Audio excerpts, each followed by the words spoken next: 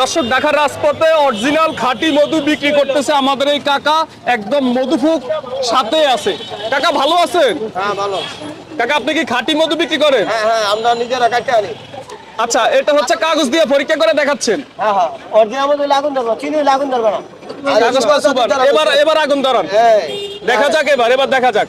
দর্শক, আগুন কিন্তু ধরাচ্ছে, দেখা যাক আগুন ধরে কিনা। আগুন ধরবো না কেন? এটা আমরা চাকা টাকা পরীক্ষা করি না। এটা ৬০০০ পরীক্ষা আছে আমার তো। ৬০০০ পরীক্ষা আছে, দেখছেন? আমার কথা শুনেন, এই মধু যদি পানির নিচে আসে তাহলে এটা অরিজিনাল, অরিজিনাল। আর উপরে থাকলে উপর তাহলে দাদা তেলেঙ্গার কথা কয়টা? এটা ১২,০০০ পরীক্ষা আছে। এক কোটা দিছি, ওই দেখেন মতন নিচে তুলে ছিল, দেখেন। আচ্ছা, এবার সবাই বলেন এটা কি অরিজিনাল কিনা।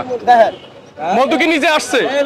কোথায় থেকে নিয়ে আসেন এগুলো? জানছি আপনার এই যে চিনবেন, এই যে ফুলবাড়ি আমার তো ট্যানারি আছে নি, হ্যাঁ এবার যে আপনার এই যে ওষুধ কোম্পানি এই এলাকা আমরা ৪-৩টা মধু আনছি। আমি এই ফিরা ৪-৩টা সেটা মধু আনছি, 3টা চাক কিনছি, বুঝছেন না স্যার? আচ্ছা আচ্ছা, এখানে মধু ফোকও আছে নাকি? একটু দেখান তো, চাকগুলো একটু দেখান তো দেখি। দেখেন দেখেন, দেখেন, একটু হাতে নেন।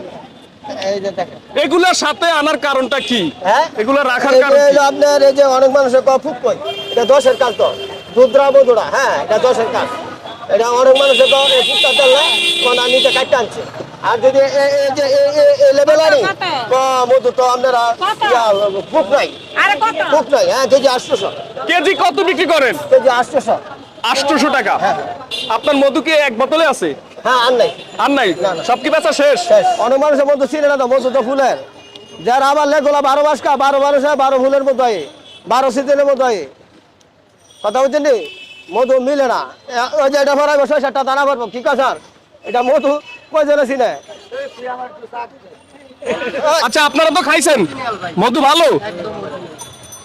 আমি একটু চাক নিলাম। কাকা সবাই তো বলতেছে ভালোই।